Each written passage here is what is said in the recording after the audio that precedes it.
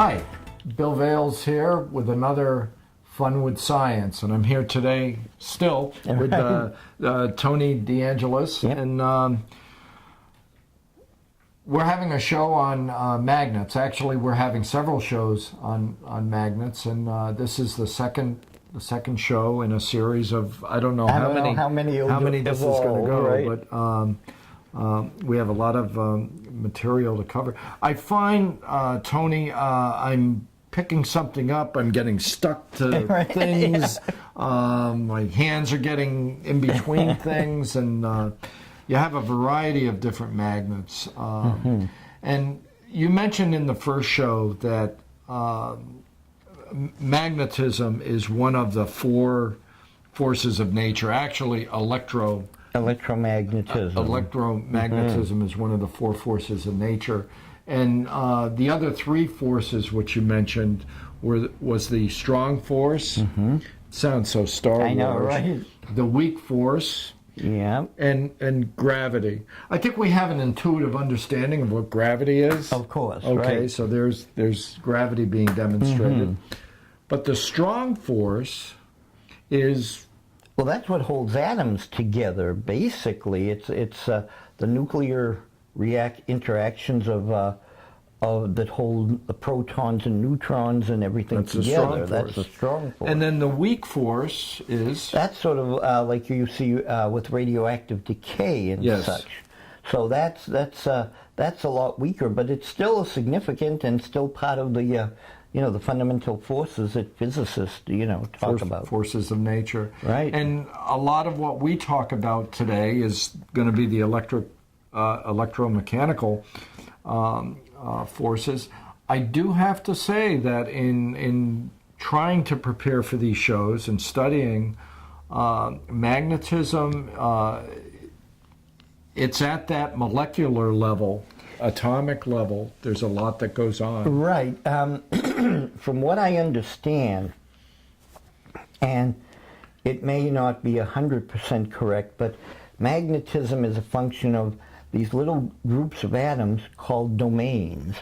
And a friend of mine who did a write-up on magnetism said the smallest domain, I think, has to have like 37 billion atoms.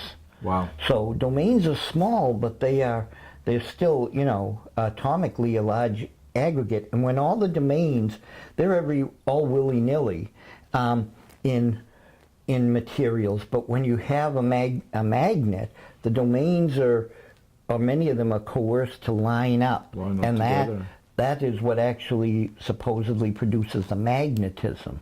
And then you have all the different types of magnets used in various ways. Okay. And, it's the interaction between magnetism and electricity that makes our world possible as it is today. As we know it today. Right.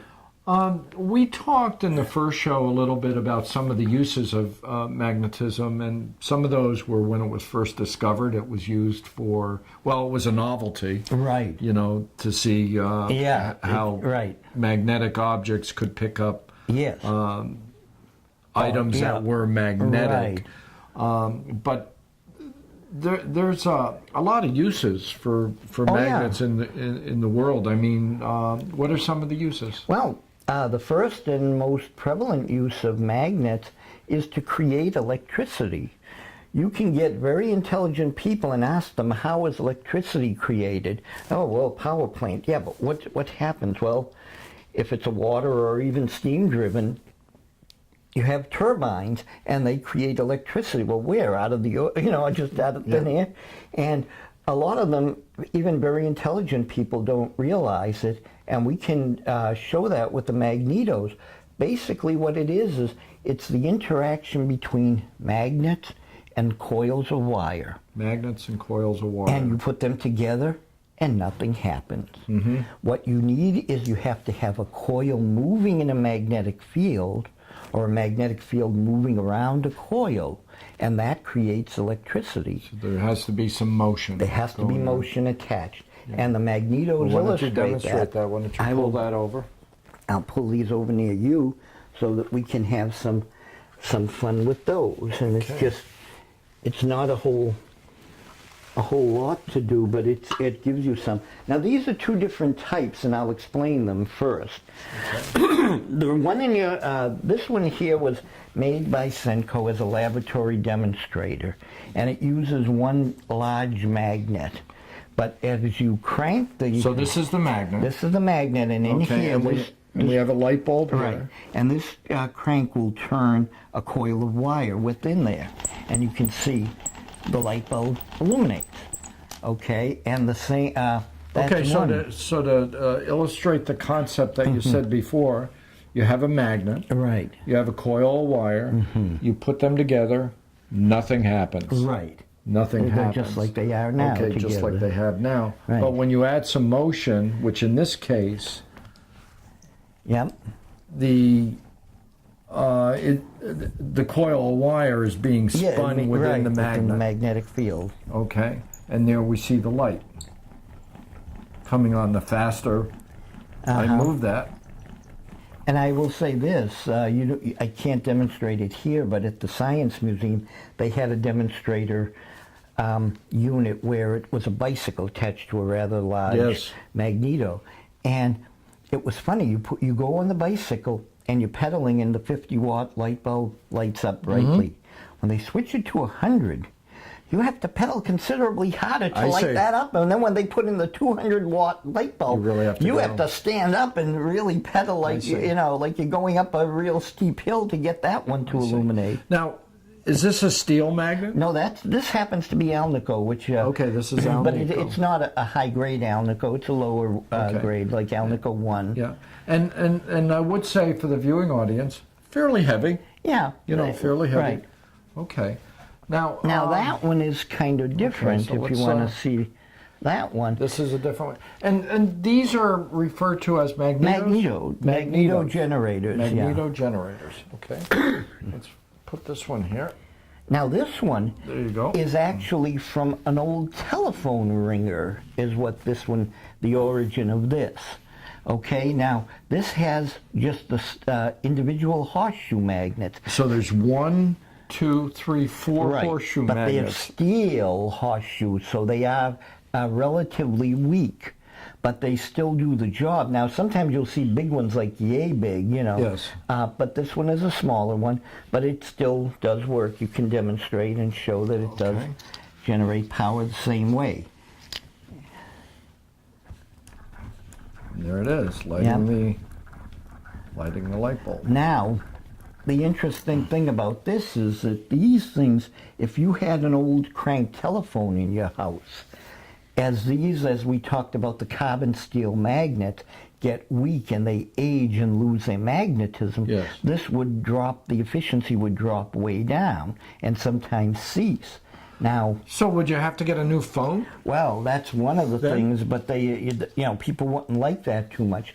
What happened is they came out with a service where a guy from Bell Telephone, let's say, would come to your house and recharge the magnets. And a friend of mine in Virginia happened to have one such product. He went to a ham fest and the guy was selling it. It belonged to his father. And I would not have bought the magnet for the price he wanted. I don't believe that. No. I mean, it just simply wasn't worth quite what he was asking until I heard the story. Yep. And his father would go from farmhouse to farmhouse with this handy-dandy recharging magnet. Now, in the days when these were made in the mid to late 30s, ALNICO was almost a semi-precious metal, not like gold or silver, but it was up there. ALNICO was not common, so what they would... let's just show the case. Show the case. So you can see this was Bell Systems. Yep, Bell Systems. Okay. And the guy used to go to the farmhouses, and what he would do is take the thing out, and it was a fairly large magnet, like this is a magnet, with this structure on where you could, I can't take the screws apart, but you could adjust this to the size. ALNICO, of course, was very, very powerful, so you would put these magnets on here for like a minute or two, and contact remagnetization would charge them up again. I see. Now, is this also serving as a keeper? No, not in and of itself, because this is not magnetic material. I see. This is the holding jig to put the magnets on. I see. So how long would each magnet have to be put only a minute or so. I see. And then it's fully recharged to its capacity, because steel didn't take that much. And oddly enough, I didn't know this, but the magnet will not lose anything by recharging others. Oh. Will not lose, or if you put a weak magnet on and it sucked all the magnetism out, it wouldn't get any stronger either. I see. It's sort of independent of that. It's a strange thing, I thought, but this is what we had. So when I heard, I put this as a keeper. And there now, goes the keeper. But when I heard the story behind it, I said, that's just too neat to pass up. Well, that's a bit of history. It is exactly why I wanted it. Yes. You don't usually see that. Too often. So I said, well, this has a historical significance to it. So that was the guy used to go around from house to house. He'd take these apart, pull out and recharge all the magnets, put them back together, make sure it worked, and then the customer would be satisfied. Very interesting. So, and just think though, if you had that a long time ago for a lighting, cranking your light while you're trying to read your newspaper. Yeah. I mean, we have some emergency flashlights that are... Oh, yeah, the hand crank, and some of them are squeezable, too. They have a little generator in them. But this is interesting in that you have the combination of magnets, wound wire, which... Yes. What does the wire need to be made out of? Well, usually it's made out of copper. Copper is very efficient, and that's what most of them are made out of. Okay. And... Again, the intimate relationship between electricity and magnetism is evident and can be shown in some of these other things as well. Okay. I have here some demonstration things. This is called a homopolar motor. And it's say that again? Homopolar motor. Homopolar motor. Okay. And what that is in effect, is a very simple motor, which here's your coils of wire, the magnet, it moves, and to show the relationship between electricity and magnetism is how motors run. Okay. And motors are in everyday use in everything we use today. Okay. So I'm going to set up... So here is the magnet. The magnet's... the horseshoe magnet. Horseshoe magnet here. And this is the rotor, if you will. Okay.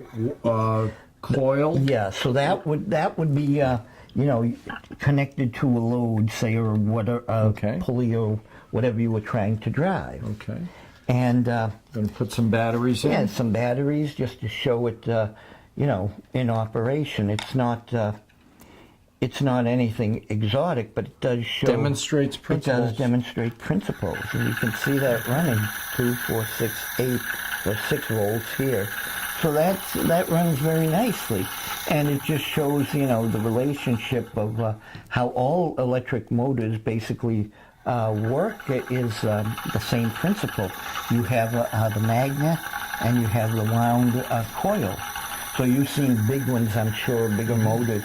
Some are, don't have permanent magnets, but this one is the type that does, being that. So, more voltage, more speed. But again, the principles of motorizing stuff today, I mean, how, if we had no motors in the world, it wouldn't be too much, it wouldn't be too good of a world. And this is being pulled from pole to pole? Yes, the electricity is going in here, and each time it does, because of the commutator in the motor, it switches. It's like a switch on off. Yep. So each time, one time it gets here, and then it's repelled, goes halfway around. Now it's attracted here. So this was made by an engineering friend down in Virginia for me, and this one is too. This one is what's called an electromagnetic. You can move that. An electromagnetic engine. These were very popular in the old days, and they were used in a lot of college courses. And what it demonstrates is you know, the action of two electromagnets, again with the commutator, to show the action of electricity. And your brother has several of these. I'm sure. Which he's demonstrated, I think, on some of your programs. And some people call it an electromagnetic engine, some people a push-pull motor. And you've used the term commutator. Yeah. Which part is that? No, that's in here in the brushes, you know, so it makes and breaks the contact. Oh, I see. And, but that one is a neat little device. That's in here. Yeah. And he's, you know, he has a lot of these things and is really a big fan of them. But that needs more power. Okay, a little more power. And it just goes back and forth as the coils are, you know, alternately energized with the commutator. And we can see sparks in here. Right, little tiny ones, yeah. Yeah. Now that was Nikola Tesla's thing. He said, you know, if you get rid of the commutator, you know, you would, and the sparking, you'd save all that energy. And his professors laughed at him and says, he's talking nonsense, you know, like perpetual motion. But no, he was right. So the, you know, if you get the type of motors that he had, where there are no commutators and stuff, the you know, those are much more efficient. Yes. And that's the motors that he developed and would run on AC current. This is obviously DC batteries. But it's a cute little device to show. All these devices really have an aesthetic quality. And you know, the sad part about it, though, is that these things were popular at maybe the highest grades in high school, but also in university level physics, and they're not shown anymore. Right. You know, I think that they figure it's archaic and stuff, but I think that it degrades the education. You know, you had all this stuff to show and see how it works. So let's see, the last thing we can show with the batteries, it'll be a little bit, would be maybe these, some of the uses in, other uses in things like the motors. And these are just simple motors, but they have a horseshoe magnet, and then again the windings, coils. Okay.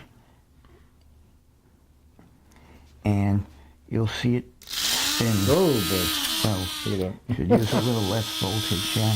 But see, it goes quite well. Yes, it does. And if I remember right, these were from Japanese model boats, if I remember right. Wow. And this one is similar. And again, just to show these parts, here's the magnet. Here's the wound coil. And this one is similar. It's slightly different, but the basic same design. Today, mostly, you have motor magnets. You know, they have the two magnets mounted on the side with pole pieces. But this one was...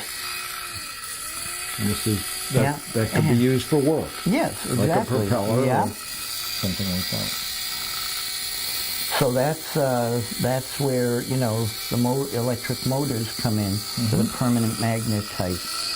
And then, whoops, I can't really show it doing anything other than sputtering, but there's this little speaker. And in the old days, before they could make cast round magnets for the speakers, they actually used horseshoe magnets. There's the coil, and this is a magnet, so the interaction would make the speaker move. And if I remember right, where is it? It's this one. You can hear that staticky sound from in there. I can certainly hear static. Yeah, and that's from the you know, the speakers. We don't have you know, an actual audio signal going through. But magnets found their uses in many, many devices. Yeah, and I mean, to this day, magnets are used in electronic devices. All kinds. Disk drives. Disk drives use the super magnets, yep. Yeah. The neodymium ion boron magnets, which we'll have to talk about. A device that's very near and dear to my heart, because I made a living off of it for many years, are computers and computer programming. And this is another use of magnets. Exactly. And this is well, explain to me what this is. Okay, well, that's a core memory. The earlier types of computers used cores, and they're small rings of ferrite material with wires crisscrossing every which way through them. And when a particular wire sends an electric current through it, the core can be magnetized or it can be not. Now, when it's magnetized, that's considered a 1. Yes. When it's non-magnetized, a 0. Binary. Binary, and that's all a computer is. It's all 1s and 0s. All binary. Yep. And not unlike a light switch, where a light can be on or a light can be off. Right. On is a 1. Yep, off is a 0. And these were the types of memories that I remember, having worked at Digital, were used in the PDP-8 computers, which if anyone recognized that, then you're as old as I am. And if you don't, you're much younger. But but that's the days before all the microcircuits. This was the type of core, and you could only get so much in because, they were huge. I mean, they take up space. Yeah. But it was still an amazing thing to see them. Yeah, this was memory, what you would get today in a small chip, or if you think of the size of the memory in your phone, if you drop it, you may not find it. Right, yep. Again, but this you couldn't miss. And the way this is organized is this has 64 cores going on the horizontal axis here, the way that I'm holding this, and 25 cores on the y-axis, the way I'm holding that, for a total of 1,600 cores. Yeah, right, okay. Okay, and then it has multiple planes. Right. Okay, multiple planes, and I believe there's 9 planes on this. And that would be the amount of, if you multiply all that out, that's the number of memory locations. Yes, right. And that's how big your memory is. And this memory, I can tell you, is a fraction of the size of what's in your phone. Right. And this weighs a ton. Yep. Compared to what's in your phone. And all the wiring in this must have been extremely horrible to do. In fact, one of the gentlemen I knew who used to work in computers says they hired lots and lots of very talented seamstresses to do the wiring through the core. Well, that's very interesting, and I can believe that would be true. Because they had the dexterity and stuff to put those wires. And to me, it's just amazing to look at these things and see how much there is, in there. Yeah. So this is great to see that. That's a real walk down memory lane for me. Tony, you have more magnets. More here. magnets, and but they're all different shapes and sizes. To show the work that they do, these two here are lift magnets, and they have quite a bit of power to them. So in order to, if you tried to move this, it's very difficult. Are these ALNICO? These are, but they're what's called a pot magnet design. And what it is it's a cylindrical magnet, and then there's a non-magnetic shield, and then a magnetic covering. So you're bringing basically the two end poles of the magnet together by that design. You have, say, a north here and a south here, and this is the insulating part. But they're so powerful that you're not likely going to be able to remove something that you pick up. So what it has is a screw down thing, which when you do that, it screws away this so that you're able to extricate it. I see. So this is interesting to note here that, you think of magnets as one end being north, the other end being south, but in this case here, we have north. Is that on the outer? I'd have to check with the Gauss meter, but see, like these regular bar magnets, you have north and south, like you said, one end and the other end. But this, you're bringing it sort of both ends to there, right? And so the north and south are in the same plane, right? And it multiplies the magnetic power. Interesting. And here's the screw. Right, to release something, because otherwise you may not be able to. you don't want to get your mean, finger in between this. And this thing this bigger one is extreme, over 200-pound pull. So you're not going to easily remove something from it. Yeah. Unless you have that help. Yeah. You would not want to get your fingers between this. Nope, definitely not. Some of my earliest memories are of a red magnet that my brother has. I remember seeing that. He had.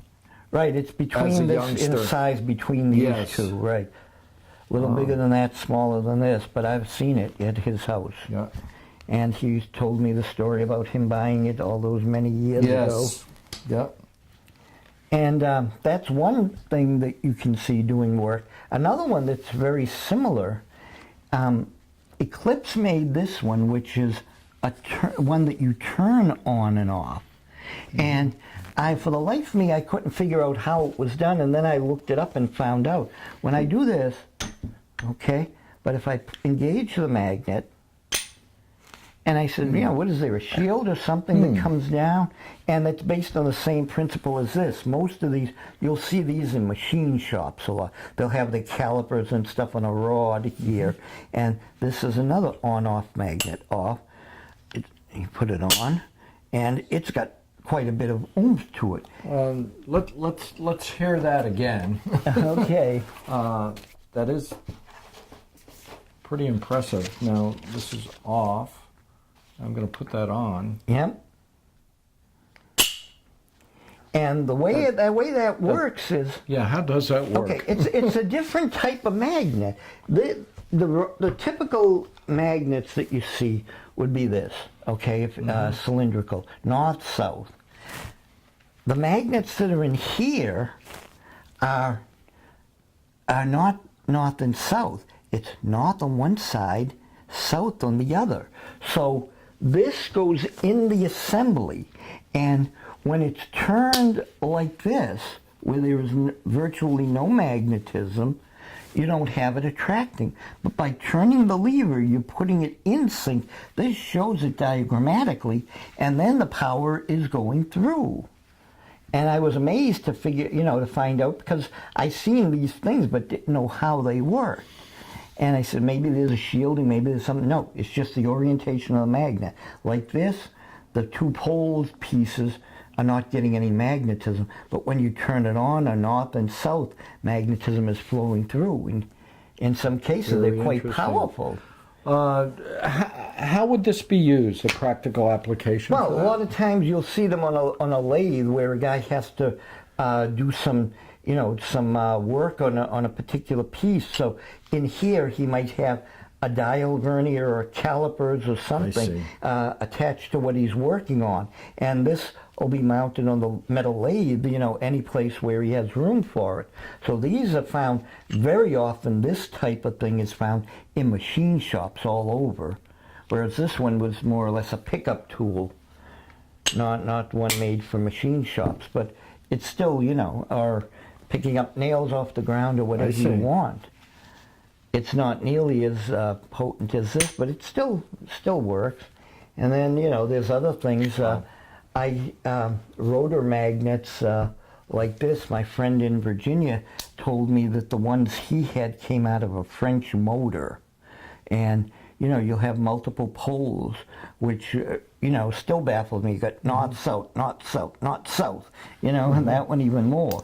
And these can be quite powerful, even though they're unassuming. I don't want to get my fingers caught. Those are rotor magnets. So magnets, come in all shapes and sizes, and used a lot in microwave applications. This one is probably ounce for ounce the most powerful magnet I have, and this one is an isolated waveguide magnet. Now I notice your keeper there is the chain. And why is it a chain as opposed to a plate? Well, if I put a plate on, I might not be able to get it off again. It's that strong. It's that strong. This is incredible for its size too, and these were put on the traveling wave tubes, and the applications of these. In fact, this one I sent to my buddy in in Virginia, and he measured it, and he said south was, he gave the Gauss ratings on it, which is the measurement, and north and south side. I see. Now, so you're measuring the strength of the magnet? Pole, yeah, the poles. And it can vary. In Gauss. In Gauss. And Gauss was a term that started in the 1800s, I guess, and that was the older term for magnetic flux. And in recent years, they changed the term to Teslas. Tesla. But it's kind of hard because if you have a magnet that's 100 Gauss, a Gauss is 10,000 Gauss make a Tesla, so you'd have .000, you know, say one Teslas, you know. So Gauss is still used in a lot of the magnetic, you know, magnetic measurements. I see. I used to think it was Gauss, but it's not. It's Gauss. And so that's why I use the chains on these more powerful ones. It makes it, you know, it'll do the job of a keeper, but yeah, but you have a chance of pulling it off. Pulling it off. Yeah. Whereas some of the others you won't. Yeah. And this happens to be just another magnetron magnet, and these are used a lot of times by people who want to magnetize a screwdriver or something when they're doing work, but it actually fit over the business end of the magnetron tube, you know, and this one is a particularly nice one. So this might be used for microwave or radar? Yeah, radar most applications. Of them, right. Most, that comes to another thing. I remember seeing as a youngster, they had a company, Edmund Scientific, and in those days they were surplus, and it said, giant war surplus magnets. So I went, hey Dad, what do they use magnets for in the war? I don't know. Ask Uncle. So I go to my uncle, who knew more, and he said, maybe they used them to lift, you know, heavy pieces of artillery and stuff. And I said, I didn't argue with him, but I knew even then that that would be an electromagnet, because if you could lift up a cannon, you're not going to get it off again. How would you get it off? Right. So I used to call them electric magnets instead of electromagnets, but I knew of them. So I said, now that can't be it. And then many years later, I find out that almost all the old radars use magnetron tubes.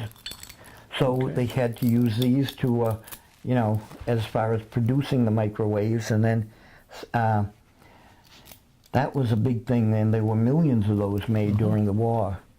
Okay. And I have several other things that I can show you, but just a couple. Okay, but I think what we're going to do is we're going to hold that for another show. Okay, great. Okay, which is going to start shortly. Okay. At least in our time period. Right, in that time period. We hope that you've enjoyed the second show on magnets. Believe me, there's a lot more to come. And Tony, thank you for being here. Oh, it's always, this is stuff that's fun. I like this. Yep, I can tell. And we'll see you next time on Fun with Science.